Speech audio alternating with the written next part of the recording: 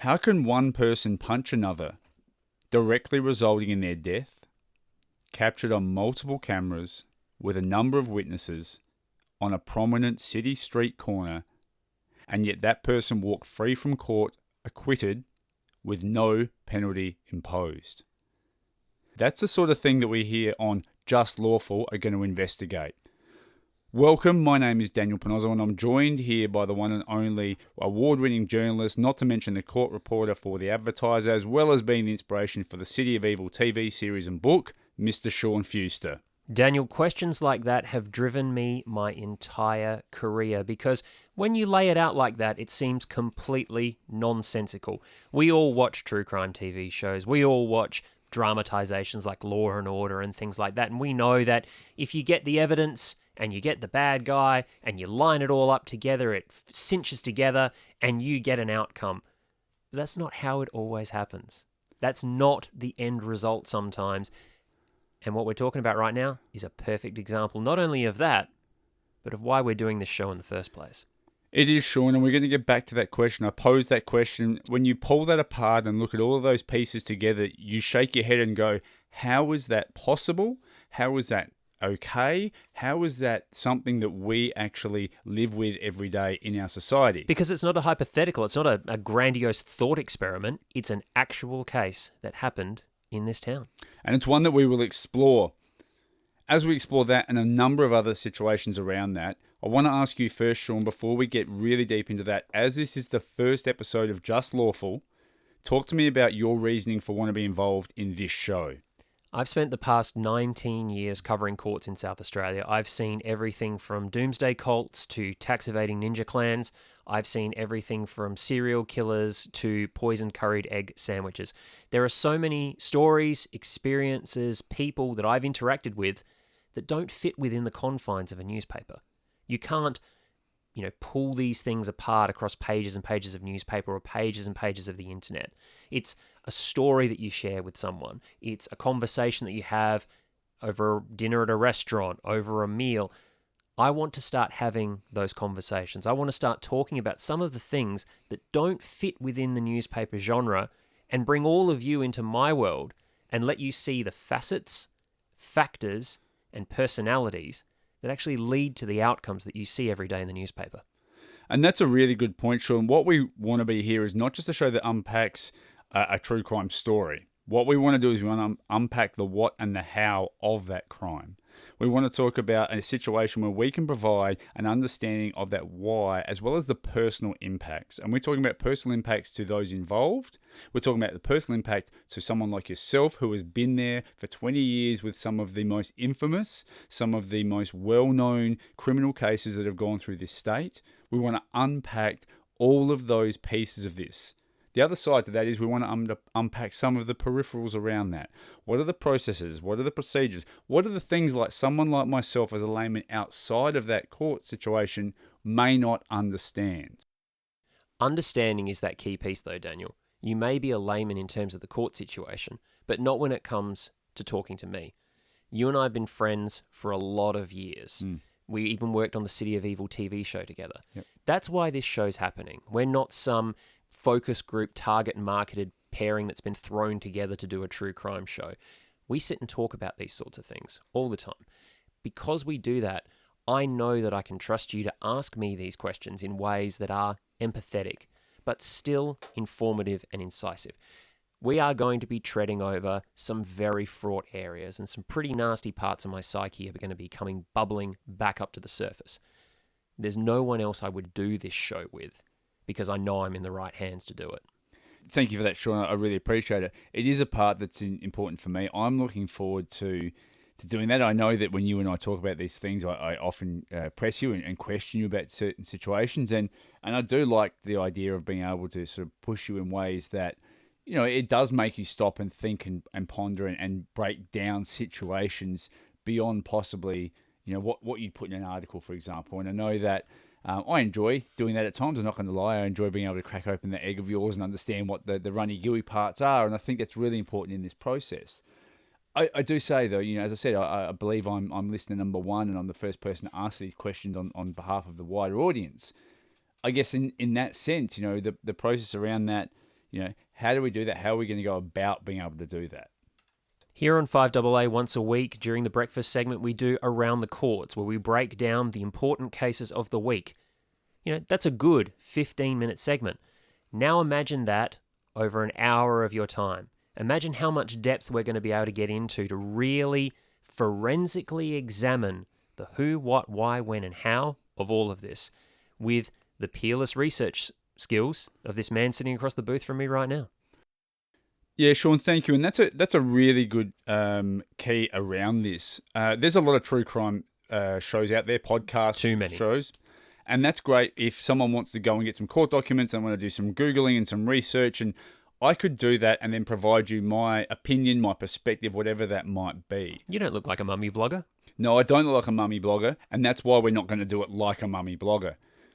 What we do get to do is I get to research this. And the parts that I pull apart and don't understand, or I look at and go, Sean, I don't know why that would happen. Why in this context is this something that might occur?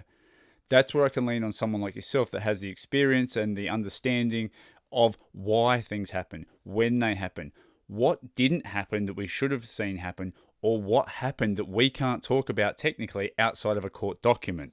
Those are the things that there's no one else that has that ability to be able to do that. That's why it's so great to have you involved in this show to be able to get some of that insight. And for me, the central part of all of this is the same through line that's gone through my entire career. I'm here because not only can I do what Daniel's just said, but I can continue to give victims a voice in an all-new platform.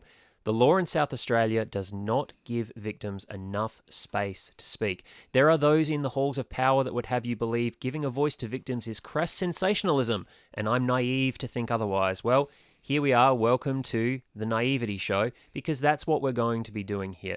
There are going to be people out there who don't want to hear what's going to be said. That's fine. But there are going to be a lot of people out there who are seeing that this is their opportunity to finally be heard. Uncensored, unfiltered, without me having to act as the through line, the megaphone, the telephone cord getting them to you. The ability for all of you now to be able to hear these people speak in their own words is a major part of the reason that I'm here. Sean, you can be naivety, I'll be crash sensationalism. I don't mind those titles. They sit fine for me because I think what we want to do with this show is exactly what you said. We want to be able to provide the insight, the in-depth understanding of the things that we might read a byline, we might read a headline, we might take the time to read an article in the newspaper online. And please do. Please do. Please continue to do that. Get your sources, good sources, please. But please continue to do that. This is going to give us the other side that we wouldn't normally get. And I think this first case that we're going to talk about just typifies exactly why we're doing this from the manner we want to. Yeah, because this is a case where I sat in a courtroom and watched a man die. Again, and again, and again. More than 50 times in a row. At speed, at half speed, freeze frame, slow motion, watching a person die over and over again, and yet, as Daniel said at the top of the show, the person who was alleged to be responsible for that death walked away acquitted of all wrongdoing. If there's anything that deserves to be forensically pulled apart, Daniel, it's the death, and we have to call it the death, of Jack Hanley. That point you just made there, Sean, you're absolutely right.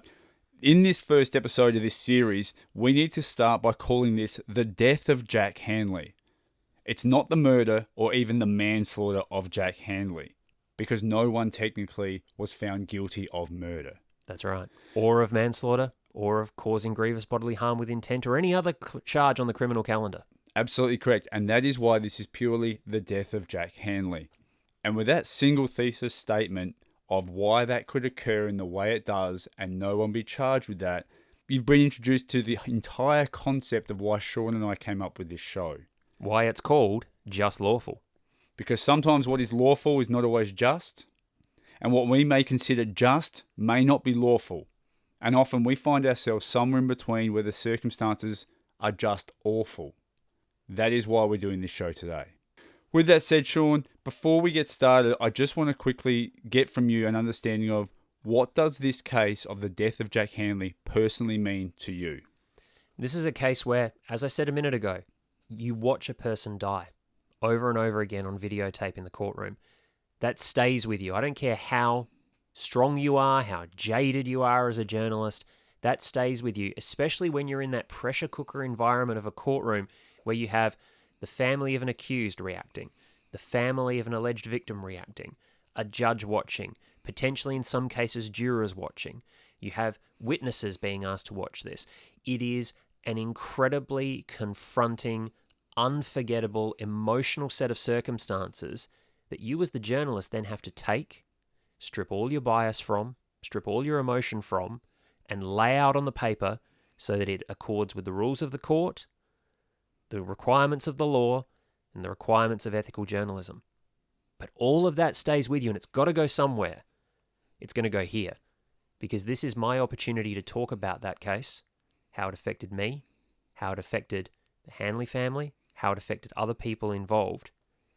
And I honestly can't wait to finally be able to share the personal insights and the professional insights I have about this case that completely captured the imagination of South Australia. And with that, we look forward to embarking on this. As we said, this is going to be the first episode in a series. We're not going to be able to wrap this up like a Law and Order case in 60 minutes. So if you wanted the conclusion today, I apologise in advance. That's not going to happen. What you are going to have over the next few weeks, though, is you're going to have the case of the death of Jack Hanley taken apart, broken down, and understood. We're going to talk about the elements that did happen, some that we think we wish should have happened, talk about why others maybe didn't happen, and we're going to talk about the impact of all of those as well. That is going to be the death of Jack Hanley. All right, Sean, and to start this, what we need to do is we need to understand who's involved in this. And if you like, let's have a look at the players of this case.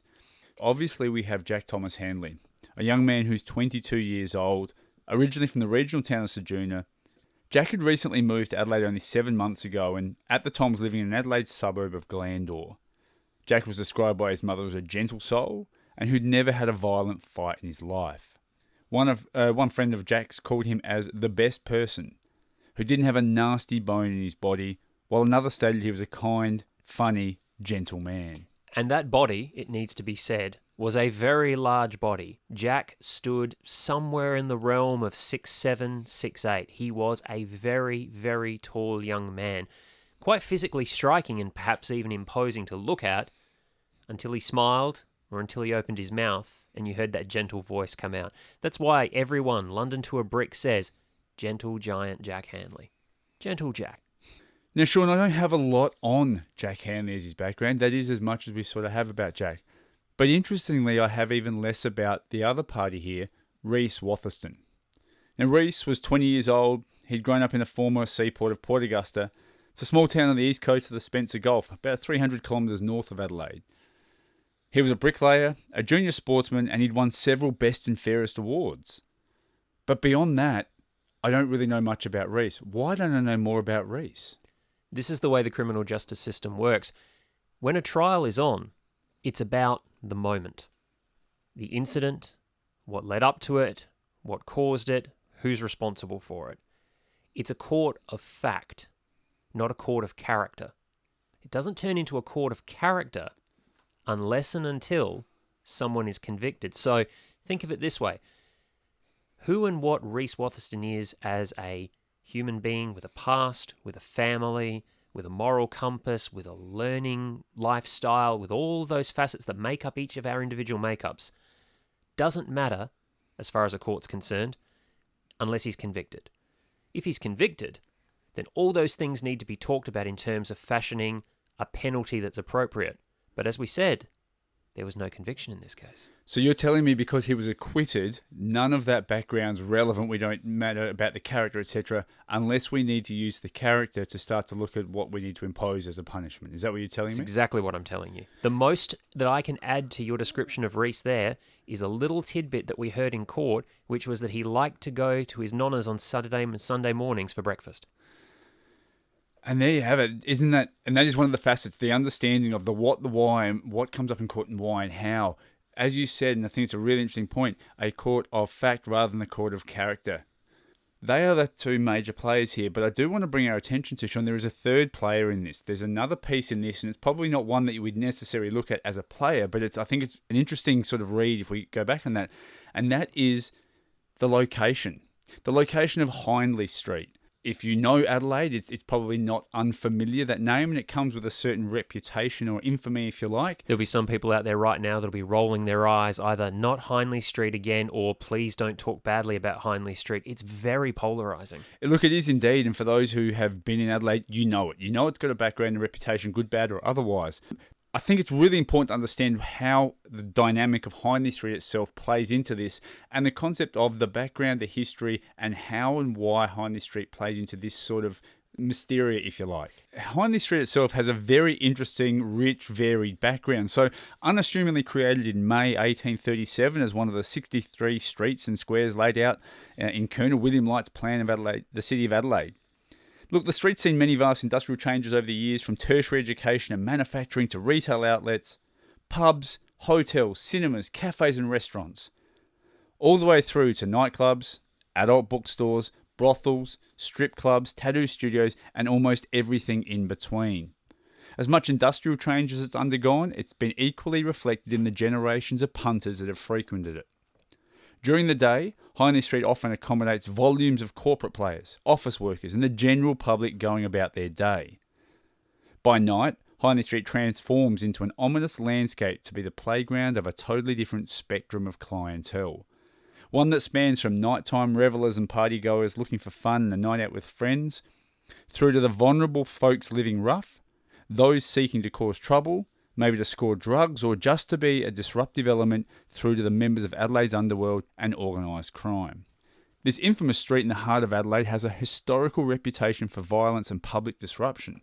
Now, this dates all the way back to 1855 with the Hanley Street riot, Sean. You're kidding. No, it occurred as a result of a legislative council election in West Adelaide, of all places.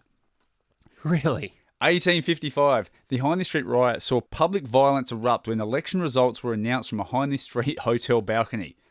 Opposition supporters stormed the Victorious Party celebrations, which erupted into full-blown riot, having to be broken up by the local constables. Now, if that isn't the most Adelaide thing ever, Oh, shout the election results off the front of a pub and watch the riot break out. Absolutely, and it gets better. You'll love this part, Sean. In 1911, the Advertiser even read the headline, "Our Street of Shame," as the opening line to an article decrying the public drunkenness and antisocial behaviour that local businesses had become thoroughly fed up with. I think some of the people I work with were at the Advertiser at that point. I should ask them. Fast forward to the 1980s, and Hanley Street was promoted as the entertainment district of the Adelaide CBD, seeing the granting of a number of 24-hour liquor licences to establishments within the area. Although initially designed to appeal to tourists, many believe this simply created a last chance mentality where you could continue to drink and party after everything else was closed. Over the years, Hanley Street's become known for some of the most violent acts and, whether fairly earned or not, a reputation for huge quantities of public brawls, assaults, drunken and drug-fueled disorderly behaviour through to stabbings, shootings, and even murder. That's not to say there hasn't been initiatives to curb this violence over the years to try to amend this reputation that Hanley Street's been saddled with, and that one of these more recent initiatives has been the introduction of lockout, or more aptly described, lock-in laws, being introduced in October 2013. This sees the banning of drinking on footpaths at 2 a.m, establishments not being permitted to allow entry to patrons after 3 a.m, and even the ceased serving of certain drinks and glassware at 4 a.m. Sean, these laws have been heavily debated when they were first introduced, and it seems that they've been the subject of continued debate ever since. So to understand this a bit, talk to us about the introduction and then the subsequent impact of the lockout laws.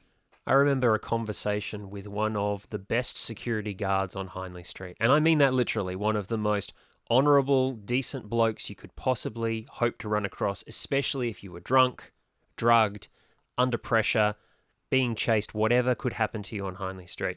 Back in November of 2013, we had a conversation. He was convinced that the lock-in laws were only going to make things worse. This idea that, if you're taking everybody in Hanley Street and saying to them, once you walk out the door, you can't get in anywhere else. Because that's how it operates. You walk out of a pub at 2:15 in the morning, you're not going to get let in anywhere else to get served. So when you arrive at somewhere, you stay somewhere. Now think of it this way. You've got pressure cookers, one after the other, all these different pubs, all these different clubs with people locked up inside. All they can do is drink, carouse, and then at 5 a.m., all the doors open at once and it's time for everybody to go home. Now, this veteran security guard said to me, that's a bad idea. At least if everybody's allowed to leave during the night, you can control the flow a little bit. People aren't fighting for the same taxis. People aren't fighting for space on the same trains, the same trams, the same buses. There's a bit of an ebb and flow to the street. But with the lock-in laws, that doesn't happen. If you're security inside a building, you got to deal with everybody inside that building until they're good and ready to leave, or until 5 o'clock comes around and you've got to kick everybody out. And he said, this is the sort of thing that's going to lead to brawls inside venues. This is the sort of thing that's going to lead to greater levels of intoxication, possibly even greater use of drugs, because people just can't get away from it.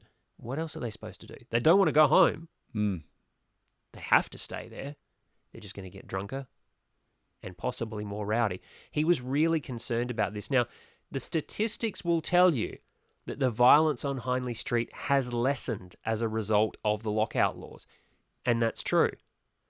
But what about the violence inside the clubs? What about the things that we don't hear about? The people that just punch on one another or get a bit annoyed with each other, knock each other over.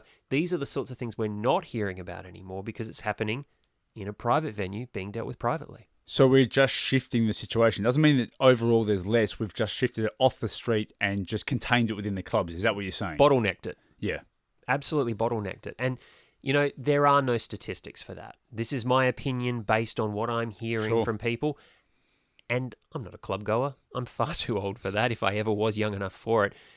The concern remains. And the Jack Hanley case is very much a symptom of that everybody leaves at once traffic jam of people all trying to get home when they've had a skinful. It's that release of that pressure cooker valve that you talked about. Release that pressure cooker valve. Now, you also made a point earlier, and I want to come back to that you said, some people are going to roll their eyes and go, oh, not Hanley Street again, or they're going to go, oh, not Hanley Street again, one way or the other. So you might be thinking, why are we picking on Hanley Street as the third member or the third party or player in this instance? Let me give you an understanding. The reason I want to bring this up and give you an idea of that reputation is simply this. On the morning that Jack died, only a few hours earlier and a mere 42 metres away, another man, Zachary Thomas, attacked and pushed a stranger to the ground, causing his victim traumatic brain injuries. Now, Zachary would later state in court that the attack was unprovoked and unjustified, and that he was too drunk to remember why he attacked his victim. So let me just put that in context. This is not isolated. This is not a one-off in the sense of it only happens in a certain area. But this is why it's important for us to understand the location as the third player in this and how Hanley Street has this reputation. And to that point, Zachary's offence occurred out the front of KFC. KFC is exempt from the lockout laws because it doesn't serve alcohol. So here you go. Here's the first place you've got on Hanley Street where you can't be locked inside, and we get violence before the incident that takes Jack Hanley's life. Think on that. So that is our players. We've got Jack Hanley, Reese Watherston, and as we said, the location of Hanley Street. What we're going to do in a moment is we're going to start to break this down, and we're going to have a look at the evening in question, how all of these players came to be in the same place at the same time, and how this tragic event occurred. Sean, we know that these two young men would come together in what would be a tragic event, but what I want to do is maybe backtrack a little bit and sort of work out how do we get to this point. So to do that, I want to have a look at the events of maybe how these two gentlemen, sort of what their days look like or what their evenings look like till we get to that point. What we know is on December 10th, 2017, about 5:20 a.m. in the morning, a life was taken. Yep, one way or another. We know that tragic incident occurred on Hanley Street.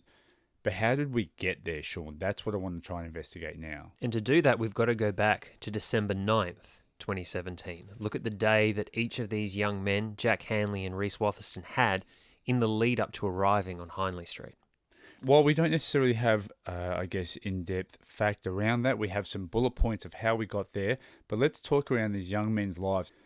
We know that on December 9th, on that evening, Jack simply wanted to stay home. That's right. Jack was interested in playing video games for the night. And as most gentlemen at his age, 22 years old, would want to be doing. And to be fair, you and I as well. Absolutely. And to be fair, most nights I'm still happy to do that now, Sean.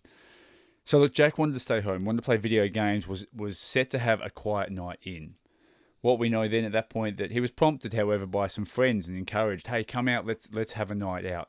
Although initially not intending to do anything other than stay at home, Jack was convinced by his friends. He was convinced to come out and join his friends in a night of drinking and visiting the nightclubs of Hanley Street. Something that you, I, many other people would have done 100 times over. There would have been thousands of people on Hanley Street that night. Absolutely. All of them, as we say, being ferried in to various and sundry different nightclub areas, locked in until 5 a.m. Correct. Now, it's likely at this stage that Jack may have already consumed cannabis. We also know that later in this evening at some point, he would also consume MDMA, along with obviously a number of alcoholic beverages. Again, we're not pointing the finger here. We're not saying anything around the activities of either of these men in that sense, because both of these gentlemen, as well as their friends, and as you would like to say, numerous other people would have been undertaking the same sort of situation. It's the reality of the situation on Hanley Street at that time of night. Drinking happens, obviously. Drugs are illegal, but drugs happen. It's not about judgment, because drugs are a facet of this, but don't really play a role in this. No, and that's a point we'll probably come back to touch on in a minute, Sean. And you're right. Look, it's not about incriminating anyone on their recreational use. You, myself, maybe our listeners have got their own views or ideas around, recreational use of substances. That's not what we're here to debate at this point. Did it play a part? Possibly. Is it an instigating facet of the what and the why? To a degree, maybe, but it's certainly not a deciding factor. Certainly not between your and my opinion on that. And it still needs to be there. That's the other thing. Of course. Because that is part of what the trial heard. Look, and this is not about making either of these men an angel or a demon. It's about stating the facts as we know them, as we saw them, and working out how on earth did we get to a tragic situation, what came of it, and what can we look at to get out of that for the future. We know that at this point, Jack then decides to go out for the evening with friends. He goes out, he has a number of substances in his system. And we know that he and a group of friends are on Hanley Street in a nightclub up to that point. So as best we know it, that's Jack's evening. Let's now pause and take a look at the young man Reese Watherston. Reese, we know, visited his grandparents earlier on in the morning of the incident. Reese then went on and met a friend at a nearby skate park. He drank between 1 or 2 beers and then he headed to that same person's house for a barbecue. Now at that barbecue, he drank 2 or 3 beers over the next 4 to 5 hours, and at that point he smoked 3 or 4 cones of cannabis and intended only to head straight home after this. Now again, at this point, what we've heard Reese has done is nothing unusual that young men and women of that age would be doing all over this state, country, that we know that this is general, normal, recreational behaviour. Absolutely. We now know that at this point, another friend, Frank Gerace, then talked about going out with Watherston, but Watherston stated he wasn't into it and said he just wasn't going. We know that by about 9 p.m. that night, however, Watherston decided that he'd actually become bored and he called Gerace. Gerace was invited to Watherston's house. Now they had the new plan of maybe having some drinks and then heading into town. Again, at this point, there's nothing unusual or untoward about any of this behaviour. It's a standard Friday night, Saturday night, whatever that might be for young people everywhere. And how interesting it is that neither man intended on going out. We talk about circumstance, Sean, in a lot of things, and this is a prime example. You're absolutely right. Neither man actually intended to go out that evening, and how things could have been, should have been, might have been different. We can play the what-if game all we like. If only one of these gentlemen had stuck to their original plan and decided, hey, tonight's not the night for me, what maybe then? At this stage, the new plan for these young men is we're now going to have some drinks and then head to town. Throughout the evening, Watherston continued to drink, as did his group of friends that he was with. We know that he also purchased and consumed some MDMA, as well as inhaling a number of nitrous oxide canisters, or nozzies, or whippets as they're known on the street. To some of our listeners, they may have an understanding of what that is. In your understanding, from what you heard in court, what is this nitrous oxide? What is a nozzie? What is a whippet? What do they do? Why would one take one? What is the effects? The other name I've heard for them is a nanger. Basically, they're small, little thin bulb-shaped canisters of, as you said, nitrous oxide. Imagine what you'd use to whipped cream very quickly, or in your soda stream machine, if anybody's ever had one of those, carbonated soda type things. It's full of gas. The idea is you crack one of those and you inhale the contents and you get high. It's another form of glue sniffing. It's another form of petrol sniffing. It's another form of inhaling something that is not supposed to go up your nose and getting a high off of it. Yeah, look, it's interesting because if you do any bit of research on this, you understand it's these little canisters you said that you might inhale a balloon with, or inflate a balloon with, I should say, or whatever it might be. It's stated that these sorts of things, these nozzies or nitrous oxide, can cause you feelings of euphoria, relaxation, calmness, can maybe fits of giggling and laughter, and sometimes can be referred to as laughing gas as well. This may be a little bit more removed from the initial drinking and the cannabis that we talked about earlier. However, with that said, it's more about when we start to mix these, what kind of concoction are we starting to brew up here in a young man's sort of demeanour, understanding, where is his head at, his mindset for the evening. And does he have any understanding of his mindset for the evening by that point? Also, nitrous oxide is known to potentially give you a severe headache, depending on the amount you take and depending on your reaction to it, which is individual, as we know. It can cause dizziness. It can stop you from thinking straight. The cause of it can be short-lived, but they can cause feelings of paranoia. With that said, I am not posing a case for or against or advocating in this sense of having any real description of at play here, because as we said, and this is the point I wanted to bring us back to, we know that drug use was inherent by both of these men in this night, and we know that this all had a tragic ending. What I want to be really clear about here though, Sean, is just because there was drug use involved does not mean the drugs were responsible. And it doesn't mean that it diminishes the responsibility of the personality of the individual in that circumstance. And you're not just talking from a moral perspective there, we're talking from a legal perspective as well. There is no drunk's defence. There is no drug defence. Taking away from this Jack Hanley matter for a moment, you will hear judges in sentencing say, you were under the influence of drugs at the time. That's an explanation, but it's not an excuse. And that really is the letter of the law on this. You can't say, sorry, Your Honour, I was high, and all is forgiven. You can't blame your criminality on any form of intoxication, and that sees you cleared of any criminal responsibility, any culpability, any negligence. It doesn't work that way.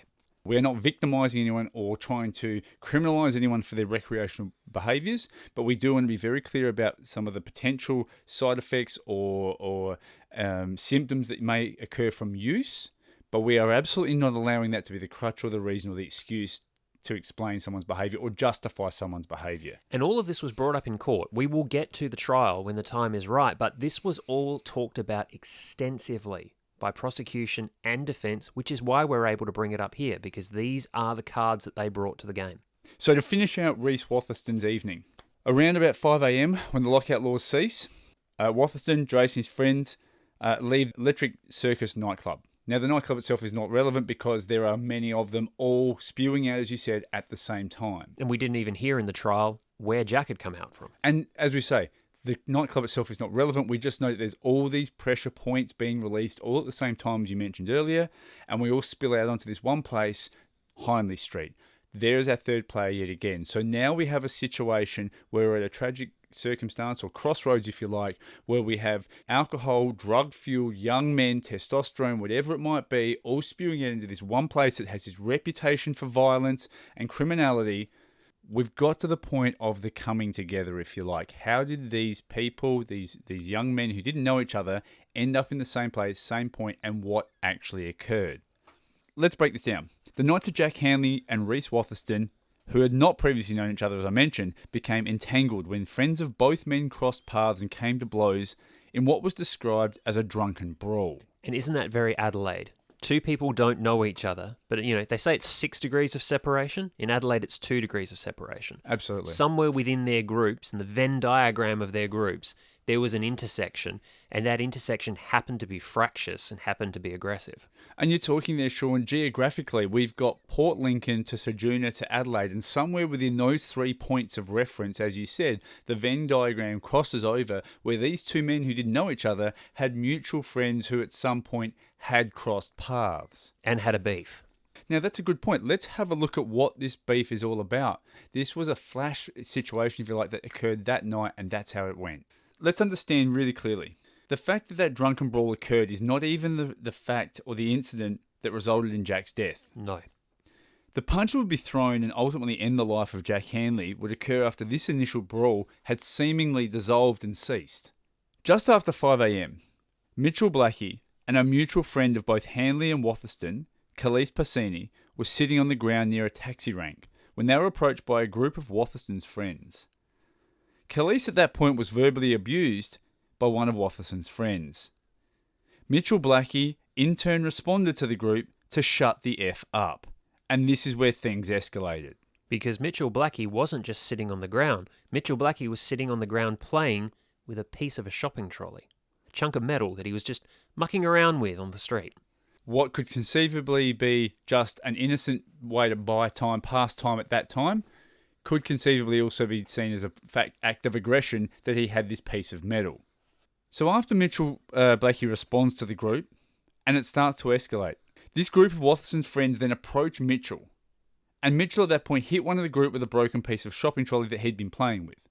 Now, no one necessarily is defending that action. However, if it's a group of men on another singular man, and potentially with the risk of protecting a young woman there who has just been verbally abused, you can start to see how these pieces of this horrible puzzle start to come together. And look, gender non-specific.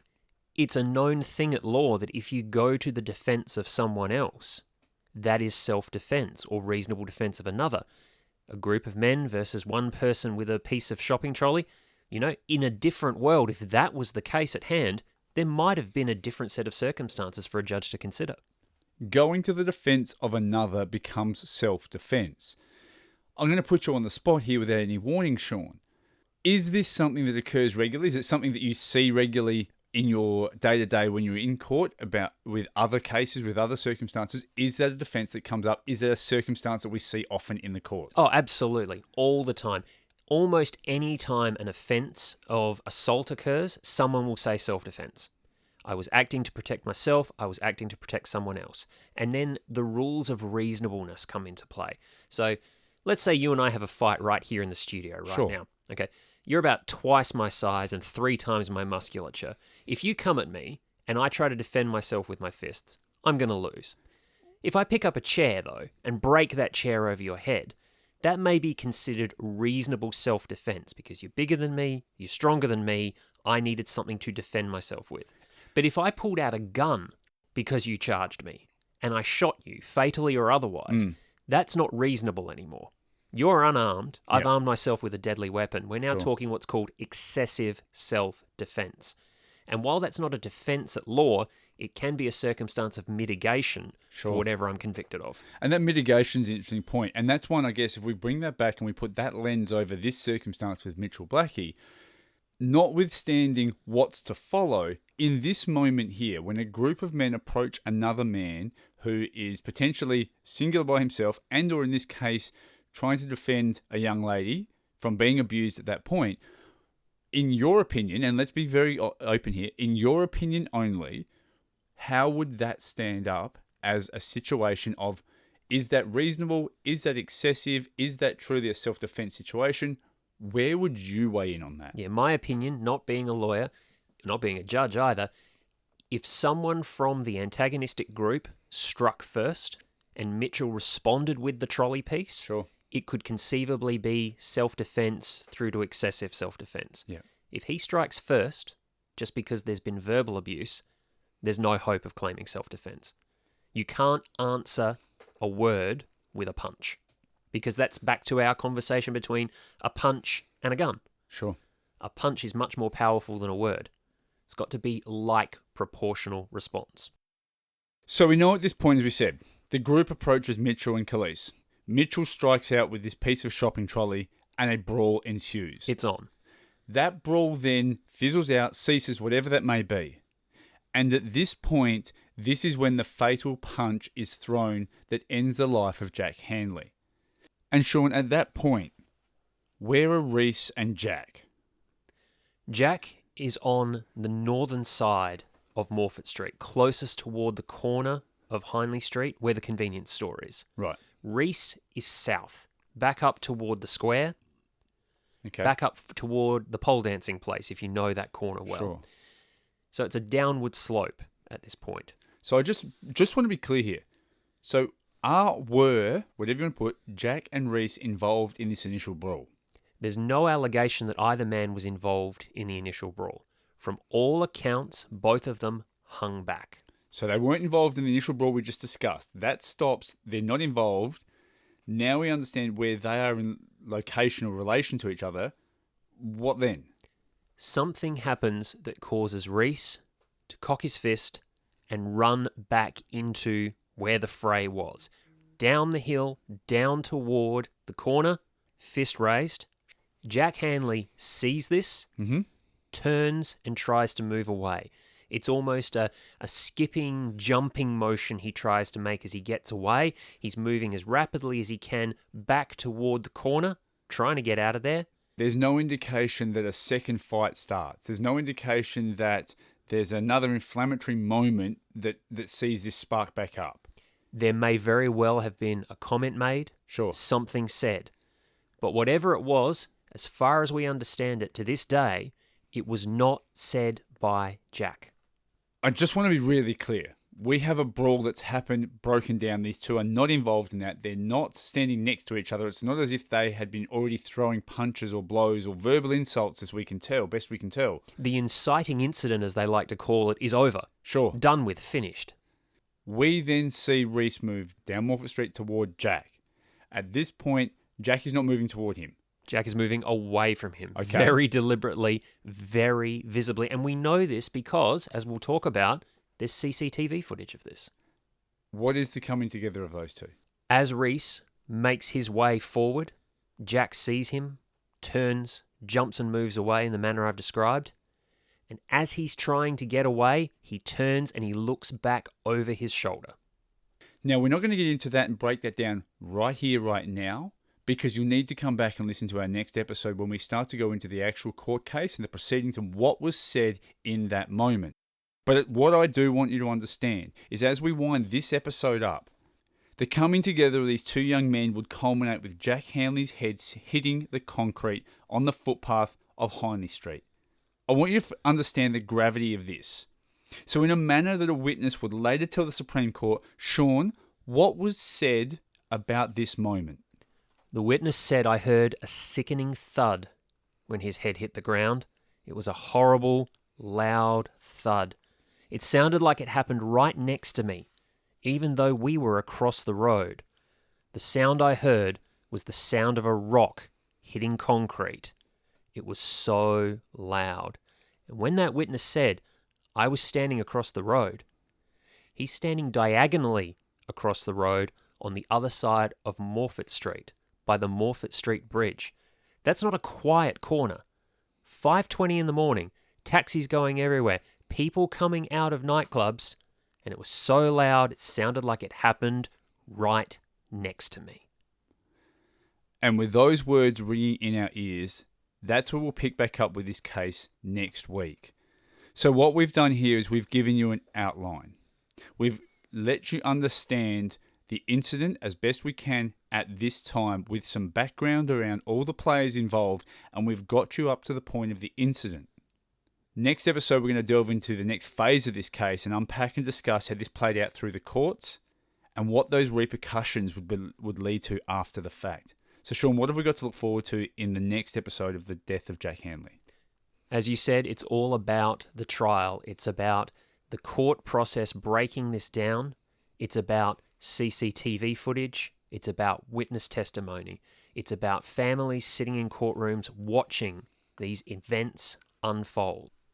And it's all about understanding how we can go through this entire lengthy forensic legal process and arrive at an acquittal, and how we need to question the idea of just versus lawful. Absolutely, Sean. Just versus lawful. That is technically where we are at the end of this episode, Sean. We started this today by asking you, your motivation for doing this and what you wanted to get out of this. Let me ask you, you got to the end of the first one.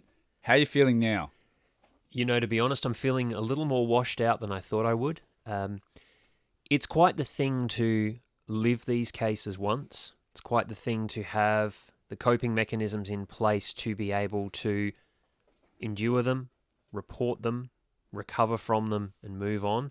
It's quite another thing to be coming back to it after all this time, digging up those memories, digging up those emotions, digging up those recollections, and even going deeper than before, because I'm so used to doing it a particular way for a newspaper story within set boundaries.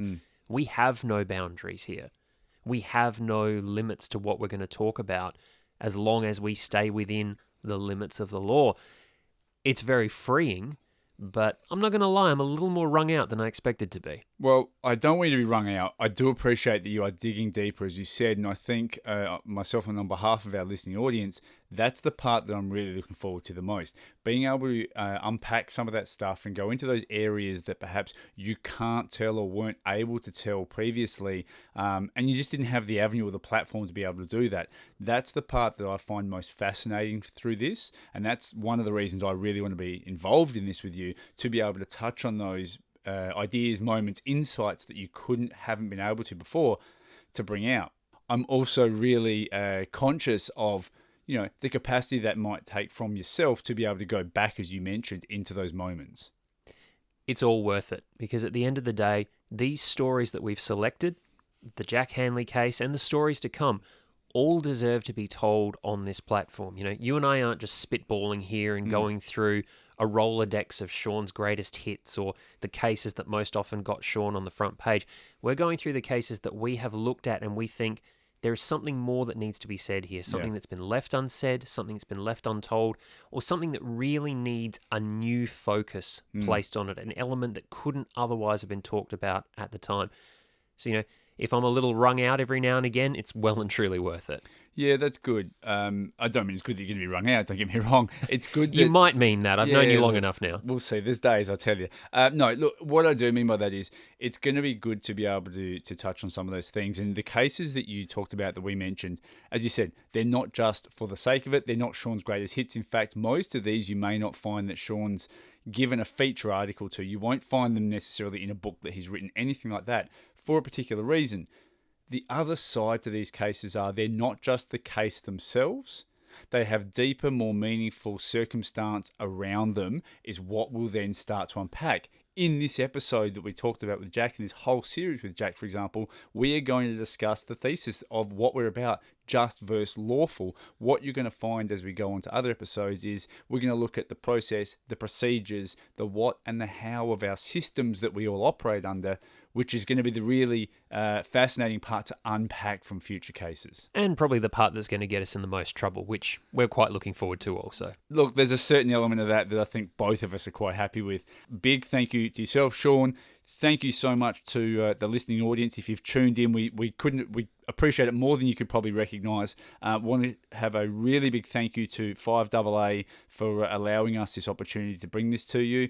Sean, you want to give a shout out to someone special who did some work for us? That's right. You heard his voice at the top of the broadcast. David Sobolev, the great American voice actor, has voiced all sorts of characters. Very good friend of mine, and was kind enough to record that one-of-a-kind Just Lawful intro that you'll be hearing at the top of every show. If you did like what you heard, please make sure you tune in again. Tell your friends, family that they might appreciate this as well. If you also want to, let obviously the 5AA guys know about it. But if you want to check us out more, certainly let us know at Just Lawful Podcast on Facebook and Instagram, as well as at Just Lawful Pod on Twitter.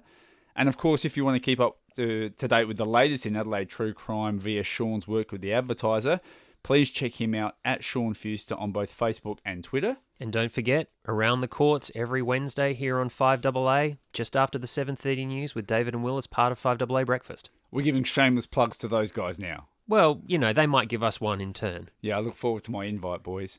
With that said, we are going to get out of here. Again, thank you so much for joining us, listening to our very first episode. Hey, the good news is we can only get more polished and hopefully better as the episodes go. But again, thank you so much, and we'll speak to you next time.